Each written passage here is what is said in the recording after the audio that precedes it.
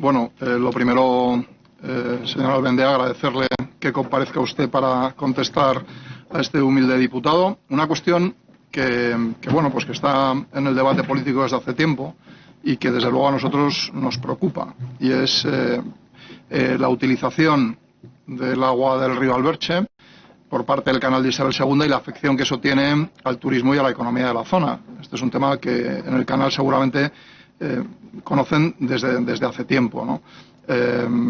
Yo tengo claro que el agua es un bien de dominio público, así lo dice la ley, pero también es un recurso natural escaso que debe administrarse siempre primando el interés general e intentando aunar los legítimos intereses en juego, ¿no?, o en conflicto. El agua nunca ha sido un tema pacífico en la historia de la humanidad y ha generado muchas guerras y conflictos. En este caso, un conflicto de menor intensidad pero importante, por lo menos para los afectados. Nosotros creemos que, lógicamente, el abastecimiento humano tiene que ser, en primer lugar, a lo que se destine el agua y el agua de los embalses. En este caso, el canal de Isabel II tiene una concesión de la Confederación Hidrográfica de 220 hectómetros cúbicos al año, aunque sé que el plan especial de sequía de la demarcación hidrográfica del Tajo lo ha reducido en un 50% en periodos de sequía, que esto lo ha recurrido el canal. Me gustaría saber en qué situación también está este tema. En segundo lugar, el riego agrícola del agua del Alberche, sobre todo riegan los regantes del Canal Bajo en la zona de Talavera. A nosotros nos parece muy bien. Y en tercer lugar, el uso turístico y recreativo que pueda tener el embalse de San Juan, que es muy importante para esa zona y es un poco el motor económico de toda esa zona del área de San Martín de Valdeiglesias y de lo que es la Sierra Oeste de Madrid, ¿no? Sin agua, desde luego, en esa zona no habría actividad económica, y cuando hablas con los vecinos, con los alcaldes, pues así te lo manifiestan, ¿no? Claro, el año 2020 ha sido un año de mejor pluviometría que el año 2019, que fue malísimo, fue un año muy seco. A finales de julio del 2019, el nivel del embalse de San Juan estaba en un 32%, mientras Valmayor estaba en un 60%. Esa situación provocó, por ejemplo, que el embalse de San Juan dejara de ser navegable desde el 30 de junio, ¿no? Yo le pregunto si es razonable que se vacíe San Juan para llenar Valmayor en pleno verano. Si esa concesión no la puede utilizar el canal de Isabel II en un momento donde perjudique menos los intereses turísticos, económicos o recreativos de la zona. 2020, como ya he dicho, ha sido un año bastante mejor. Al principio de la primavera el nivel de los embalses estaban en un 70%, tanto de San Juan como del Burguillo. El canal ha estado utilizando esa concesión desde el principio. A partir de la segunda quincena de mayo, más o menos se vinieron detrayendo 10 metros por segundo. Por ejemplo, un dato que no sé si será verdad, usted tiene más información, ¿no? Si el canal en verano no hubiera detraído el agua y lo hubiera hecho en una época posterior, el uso agrícola de los regantes de Talavera, yo creo que hubiera afectado muy poco al nivel del embalse, desde luego a finales de junio, ¿no? Al principio del verano, los embalses del canal tenían 810 hectómetros cúbicos, es decir, tenían agua hasta mayo de 2022. Por eso le digo que muchas veces la concesión es un derecho que tiene el canal, pero si hay unas reservas de agua importantes en un momento determinado, tampoco es necesario que ejerzamos ese derecho simplemente porque es una concesión administrativa. Desde el 1 de julio hasta el 10 de agosto, más o menos, el embalse de San Juan ha bajado en vertical 7 metros. Si el canal hubiera pospuesto la detracción de ese agua, hubiera bajado solamente 4 metros. Y esto es lo que yo le quiero un poco trasladar. Seguramente usted tiene más información, porque muchas veces la información de estos datos no es accesible ni en la Confederación Hidrográfica ni tampoco en la página web del canal de Isabel II, pero yo lo que quiero trasladar desde aquí es que los intereses económicos de la zona de San Martín de Valdeiglesias y de la Sierra Oeste de Madrid son también importantes, y nosotros le pediríamos al canal, sin cuestionar que la prioridad siempre tiene que ser el abastecimiento humano, que hagan un uso razonable de esa concesión para perjudicar los intereses económicos y turísticos de la zona lo menos posible.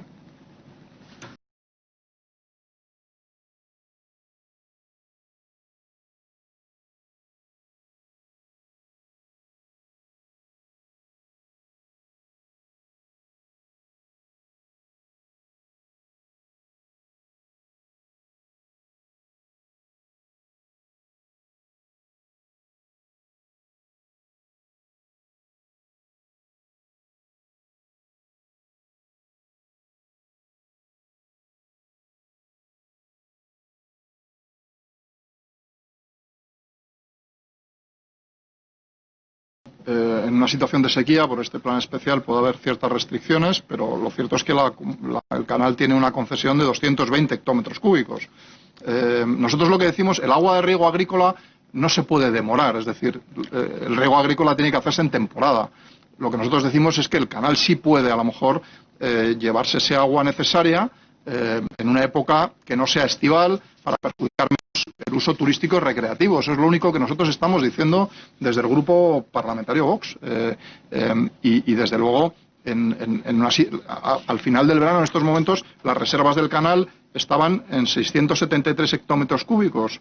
O sea, tenemos agua para 1,4 años. Y al principio del verano, pues esas reservas eran mucho mayor y superaban los 800 hectómetros cúbicos. Nosotros solamente estamos diciendo eso. No estamos diciendo que el canal no aproveche esa concesión y no destine prioritariamente al agua de Madrid. Lo que estamos diciendo es que lo hagan en una época donde no perjudiquen a la actividad económica de una zona que solo tiene agua. La zona de San Martín, si no tiene agua, no tiene nada, no tiene vida, no tiene turismo, no tiene absolutamente nada. Entonces, lo que pedimos es que el canal sea solidario también con una parte de la Comunidad de Madrid y también de Ávila, que en Vox no somos ni regionalistas ni nacionalistas, pero el Pantano del Burguillo también le pasa exactamente igual y todos los municipios de esa zona de Ávila también les pasa lo mismo. Que seamos un poco todos solidarios y que intentemos compaginar los intereses de todos sin perjudicar la prioridad que evidentemente tiene el abastecimiento urbano y que eso nadie discute. Gracias, señor presidente. Gracias, señor.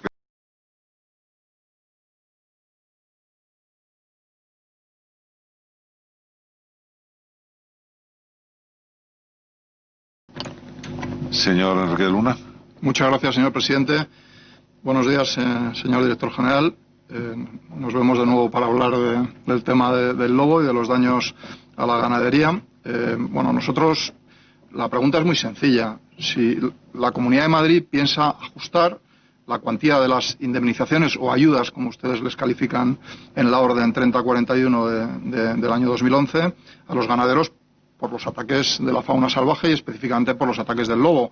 Usted sabe que ya ha habido reiteradas sentencias judiciales, no solamente de la jurisdicción contenciosa administrativa del Tribunal Superior de Justicia de Madrid, sino hay ya 4 sentencias del Tribunal Supremo, que yo creo, usted que también ha estudiado Derecho, pues sabe que eso ya sienta jurisprudencia. Entonces, nosotros lo que le preguntamos es si van a revisar esa orden, la cuantía de las ayudas, si van a reconocer no solamente el daño emergente, sino también el lucro cesante que los ataques del lobo generan, y si van a dejar ya de condenar a muchos ganaderos, a los pocos valientes que se atreven, a tener que pleitear contra la Administración regional hasta la extenuación, es decir, hasta la casación en el Supremo, cosa que a mí no me deja de asombrar, señor director general. Esto a lo mejor no es competencia suya, ni decisión suya, pero como usted viene aquí y es el representante del Gobierno, pues yo esto se lo tengo que decir, ¿no?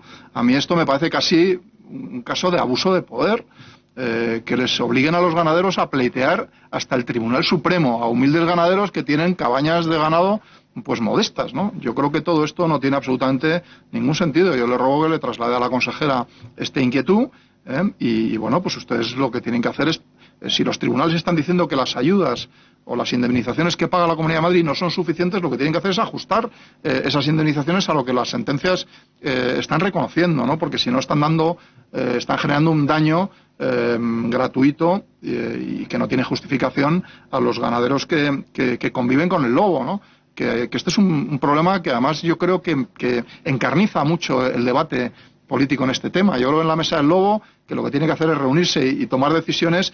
Creo que este tipo de gestos que tienen muy poca incidencia económica en un presupuesto como el que tiene la Comunidad de Madrid, pues yo creo que también quitan bastante tensión y ayudan precisamente a que esa convivencia entre el lobo y la ganadería sea una realidad, que es lo que todos queremos. Desde luego, nadie está defendiendo lo contrario. Ustedes tienen que tener un plan de conservación y gestión del lobo, que las sentencias les afean que no lo tengan.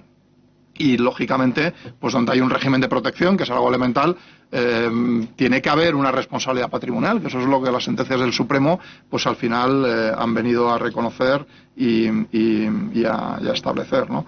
Y yo creo que ustedes lo que tienen que hacer es articular medidas preventivas para que se minimicen los ataques, que se financien a través del PDR o de fondos europeos específicos, señor director general, que nosotros creemos que están perdiendo desde la Comunidad de Madrid. Lo fácil es el PDR, pero lo difícil es pedir fondos europeos específicos para este tema, que financie la compra y mantenimiento de los mastines, que es un problema, y ahora que, en fin, que el turismo en la sierra está subiendo, el problema está subiendo, y luego que compensen a través de una ayuda fija, quizás, que esto es algo que tienen que plantearse, esos mayores gastos que supone convivir con el lobo, que eso es algo razonable y que yo creo que usted entenderá, ¿no?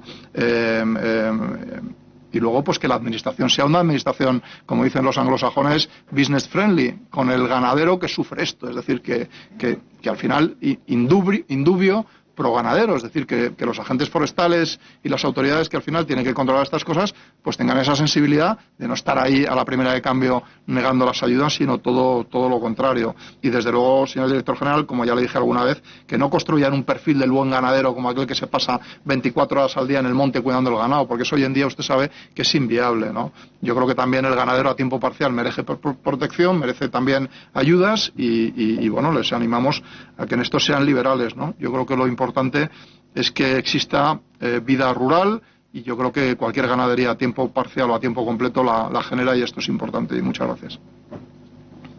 Gracias, señor Enrique de Luna. Señor del Olmo. Bueno, muy bien, señor Enrique de Luna, me pida que sea liberal. Ya está usted consumiendo todo su turno en intervenciones a la administración. Bueno, y nosotros desde el Grupo Parlamentario de Vox también nos congratulamos de que el lobo ibérico exista en la Comunidad de Madrid.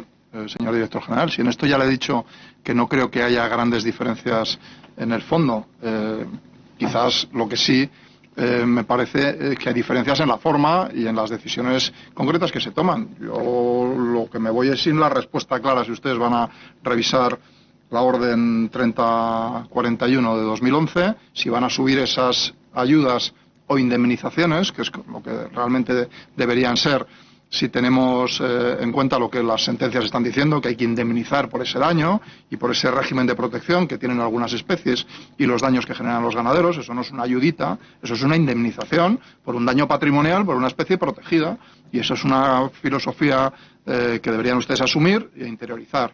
Y por tanto, si esas indemnizaciones los tribunales están diciendo que tienen que ser más altas, ustedes las tienen que subir. Y por cierto, esa orden también acoge los ataques de perros asilvestrados y también de buitres, es decir, no solamente de lobo. Por tanto, un perro que ataca a una cabeza de ganado también sería objeto de esta ayuda o esta indemnización. Bueno, sencillamente, nosotros, yo tampoco me quiero reiterar en lo que ya he dicho. Lo que les pedimos es que sean más sensibles, que sean más ágiles, que no tarden más de un año en dar este tipo de ayudas cuando se producen los daños, y sobre todo que no empujen y obliguen a pleitear a humildes ganaderos con la administración, porque están ustedes en una situación de clara ventaja frente al ganadero. Y esto no es justo. Cuando ya hay una jurisprudencia asentada y continuada, ustedes lo que tienen que hacer es dar esas ayudas y subirlas y pagarlas pronto. Es lo único que estamos diciendo. Y lo demás, si hay menos ataques de lobo este año, señor director general, nosotros nos alegramos de que esto sea así, pero no piensen que todo es por las medidas efectivas de la consejería. Piensen que también puede haber otras circunstancias, porque, en fin, la gente de campo sabe que este es un año atípico y que el campo está lleno de gente, y cuando hay mucha gente el lobo no está. O sea que, en fin, tampoco pensemos que todo es... Pero en cualquier caso nosotros nos alegramos de que las medidas puedan funcionar, que la mesa del lobo funcione y que al final se consiga esa convivencia que es la que todos deseamos. Muchas gracias. Buenos días, señor director general de Agricultura. Nosotros también desde Vox le damos la enhorabuena por su nombramiento y le deseamos que tenga mucha suerte en su gestión, porque si usted lo hace bien, pues les irá bien a los agricultores y a los ganaderos de nuestra comunidad. Bueno, yendo a la cuestión rápidamente, yo sobre el Plan Terra, vamos a ver, yo entiendo las críticas que están recibiendo desde los partidos de la izquierda, y desde Vox también un poco las hacemos nuestras. Es decir, este gobierno es un gobierno que hace muchos planes, pero de los planes a las realidades pues muchas veces va mucho trecho o directamente ninguno, porque no lo hacen. Entonces, nosotros el Plan Terra lo valoramos positivamente.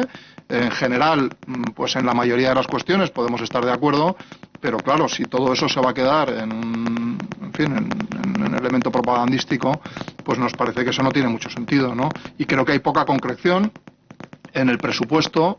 Nosotros hemos hecho una petición de información de cómo se va el Plan Terra presupuestariamente esos 100 millones, cómo se van a repartir, en qué periodos, y nos han dicho que el dinero está en el presupuesto de la Comunidad de Madrid de este año, vamos. En fin, yo creo que eso no tiene mucho sentido, ¿no? Y todos sabemos que en un escenario de presupuestos prorrogados, pues esto no puede ocurrir. El diagnóstico que hacen ustedes, DAFO, pues también lo suscribimos. Algunas cuestiones simplemente, esa dependencia de las ayudas de la PAC, pues evidentemente, claro que sí, los agricultores y ganaderos dependen de la PAC por desgracia, porque los precios agrícolas son los que son los mismos que hace 25 años y sin embargo los costes de producción están a precios de hoy en día. Y claro que entre las amenazas están la competencia de países emergentes, de países que tienen unos costes de producción y unas normas laborales, sanitarias, medioambientales mucho menores que las que tienen nuestros agricultores y ganaderos y que pueden competir en el mercado con sus productos, y todo eso evidentemente perjudica a nuestros agricultores y ganaderos, ¿no? En cuanto a las líneas estratégicas, me voy a referir sobre todo a aquellas cuestiones que nos llaman la atención. En lo que estamos de acuerdo, pues tampoco voy a perder mucho tiempo. En el primer epígrafe de la liberalización, pues estamos totalmente a favor. Y no voy a consumir mucho tiempo en lo que ya se ha comentado también en esta comisión, ¿no? Nos parece que quitar trabas absurdas es algo absolutamente necesario. Y creo, sinceramente, que hay que confiar más en los ayuntamientos. Yo no entiendo a la izquierda, que está siempre acusando a la comunidad de que trata a los ayuntamientos como si fueran el hermano menor. Y ahora que estamos hablando simplemente que en ellos se concentre en la licencia o en la declaración responsable, el trámite administrativo, resulta que también nos parece mal. Pues yo eso no lo entiendo. Sinceramente creo que eso es simplificar, y la normativa sectorial la tendrá que aplicar el ayuntamiento, porque la normativa es normativa y también afecta al ámbito local en sus propios actos. Y luego, el segundo eje, que es el de la competitividad, me parece que es fundamental apostar por la diversificación de la actividad agraria. Yo creo que antes lo decíamos, eso de querer hacer aquí un perfil del buen agricultor o ganadero, que es la persona que está todo el día en su explotación. Bueno, hoy en día hay gente que se dedica a la agricultura y a la ganadería a tiempo parcial, y esto no es malo. Y tampoco es malo que, además de ser agricultor o ganadero, pues también desarrolle otro tipo de actividades complementarias, y todo eso hay que favorecerlo desde la normativa, porque vivimos en el mundo real y porque las pequeñas y medianas explotaciones, si no, se van a perder. Y al final, en la agricultura y la ganadería se va a hacer también realidad ese efecto de la globalización, que es la concentración económica, y que solo haya grandes explotaciones agrícolas o ganaderas. Y nosotros defendemos desde Vox que tiene que haber grandes, medianas y pequeñas, y que al pequeño también hay que protegerle. Por tanto, habrá que darle facilidades para que compatibilice su actividad pues con también otro tipo de cuestiones, ¿no? Pues con la pequeña industria agroalimentaria, que ahí es donde hay que meter el dinero del PDR, en esa industria agroalimentaria vinculada al territorio, al mundo rural, no a la gran industria agroalimentaria que hay en Madrid y que puede tener otras fuentes de financiación o de ayuda, ¿no? Claro, eso ejecuta más rápidamente el PDR, que eso lo comentaremos luego un poquito más adelante. El turismo rural, los eventos en el campo, las actividades cinegéticas, o sea, todo esto al final complementa, y creo que es importante que esté ahí y que se apoye, y nosotros desde Vox pues lo defendemos, ¿no? Y luego, evidentemente creo que el principal problema, ya lo he dicho antes, son los bajos precios agrícolas, ¿no? Ese es el principal problema. Entonces, cuando hablamos del mal reparto de la cadena de valor, pues claro que estamos reconociendo una realidad que existe. Lo que pasa es que en una economía de mercado esto es complicado, esto es difícil. Yo creo, sinceramente, que tenemos que trabajar en dar más transparencia y control en la formación de los precios de la cadena. Eliminando pues las prácticas restrictivas de la competencia, combatiendo el cuasimonopolio en la venta al consumidor que se está produciendo, eliminando y persiguiendo las ventas a pérdidas, y para eso, mire, nosotros en esto creemos que una medida muy potente puede ser dar más información al consumidor, que a lo mejor tiene más nivel de concienciación, como se dice también en el Plan Terra. Vamos a darle más información al consumidor, vamos a decirle en el precio lo que se ha pagado, por ejemplo, también al productor, en el etiquetado. ¿Por qué no trabajamos en esas cuestiones, simplemente para dar información al consumidor y que el consumidor en un momento determinado pueda discriminar y decidir qué productos compra en un momento determinado? Se ha hablado del matadero de Buitrago. Cuando estamos hablando de fomentar infraestructuras de uso común en los municipios, ¿qué pasa con el matadero de Buitrago? Tan prometido, tan anunciado, tan presupuestado, y que no termina de concretarse. ¿Qué pasa? ¿Que porque el ayuntamiento ahora mismo no es del Partido Popular, eso no sale? En fin, yo creo que aquí lo que hay que tener es más lealtad institucional, más colaboración entre administraciones y sacar esa infraestructura que es necesaria para que, efectivamente, como se ha dicho, pueda haber una sala de despiece para que los ganaderos puedan también transformar sus productos, venderlos directamente, pero con un nivel de transformación que es necesario. En fin, y para que haya otro matadero que no sea solamente el de Buitrago, por lo menos como matadero público. Luego, me quedo sin tiempo y quiero centrarme en mercado rural, que es un tema que me ha interesado mucho y que usted no ha citado. Ha hablado de los marketplace, pero no de mercado rural. Entonces, ¿eso quiere decir que por fin han abandonado esa peregrina idea de querer hacer un Mercamadrid aquí para los agricultores y ganaderos de la Comunidad de Madrid? ¿Vis? Nosotros no lo entendemos desde Vox, se lo hemos dicho muchas veces, como se ha dicho, no lo entiende absolutamente nadie en el sector. Creo sinceramente que si lo que queremos es favorecer que haya mercados canales alternativos de venta directa, pues hagamos mercados de productores, pero en todos los municipios de la Comunidad de Madrid y en los 21 distritos, un día a la semana, no el día de mercado que hace la Cámara Agraria con toda su buena voluntad, pero que eso no tiene absolutamente ningún efecto en lo que pueda ser en un momento determinado crear un canal alternativo para que los ganaderos y los agricultores y los artesanos y la industria agroalimentaria tengan la capacidad de vender directamente sus productos, que esto es un tema que yo creo que es importante y que tenemos que canalizar y que resolver.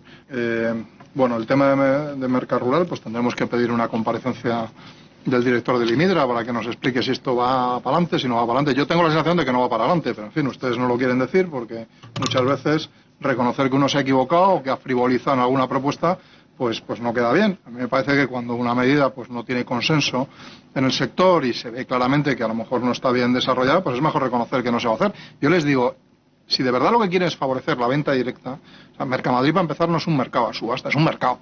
Es un mercado donde cada puesto vende a un precio y bueno, pues así se forman los precios en una economía de mercado.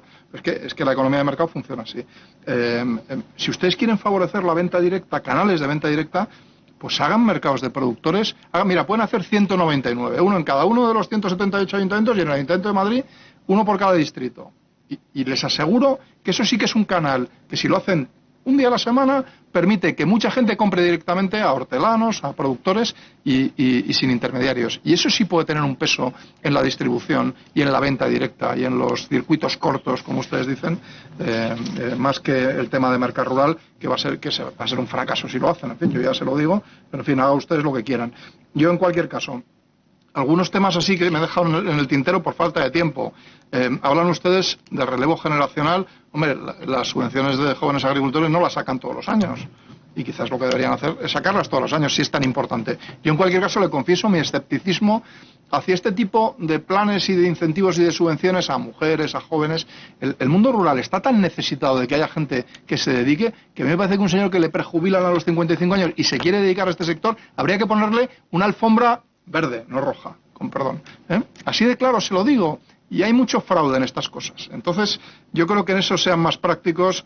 Y luego, para finalizar, que no he tenido tiempo de comentar el tema del cambio climático. Bueno, que ustedes han dedicado el epígrafe más grande en número de texto y medidas.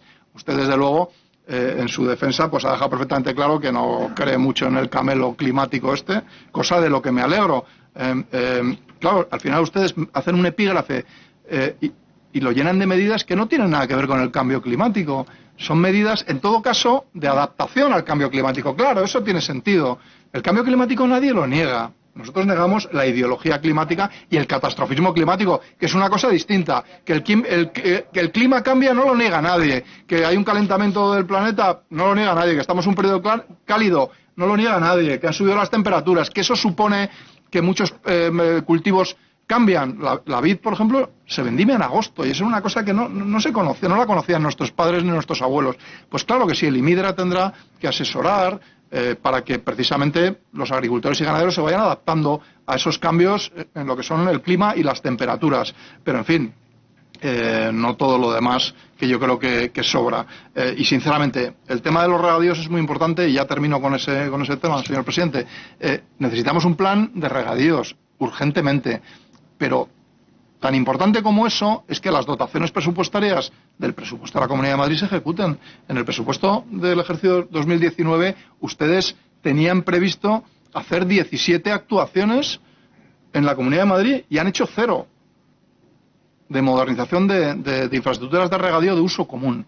Entonces, claro, lo primero que hay que hacer también es ejecutar los fondos. Y yo defiendo que hay que apostar por el regadío porque es mano de obra mucho más intensiva, mucho más tecnificada, que fija más la población en el territorio y, sinceramente, que es una agricultura de más calidad y hay que apostar por ella. Pero, en fin, tómenselo en serio y pasen del titular de las musas al teatro, como os ha dicho antes, y hagan de verdad algo serio para que de verdad la superficie de riego de la Comunidad de Madrid se pueda gestionar mejor, se acabe el riego a manta, que no tiene absolutamente ningún sentido que la mayor parte de la superficie de riego de la Comunidad de Madrid se riegue a manta todavía, y apuesten por promover obras hidráulicas que la izquierda no cree en ellas. Si por la izquierda hubiera sido, ni hubiera embalses, ni hubiera obras hidráulicas, no habría nada. Estaríamos literalmente muriéndonos de sed en este país. Pero yo creo que desde otra óptica tenemos que favorecer ese tipo de infraestructuras para hacer un uso más eficiente del agua y, por supuesto, para aprovechar mejor el agua regenerada, que en estos momentos está pasándolo mal y no se puede usar por tema del COVID, y eso también está afectando mucho también al agua de riego de muchas superficies que se riegan con este tipo de agua y que debería aumentarse. Gracias, señor presidente, por su generosidad. Gracias, señor Enrique de Luna.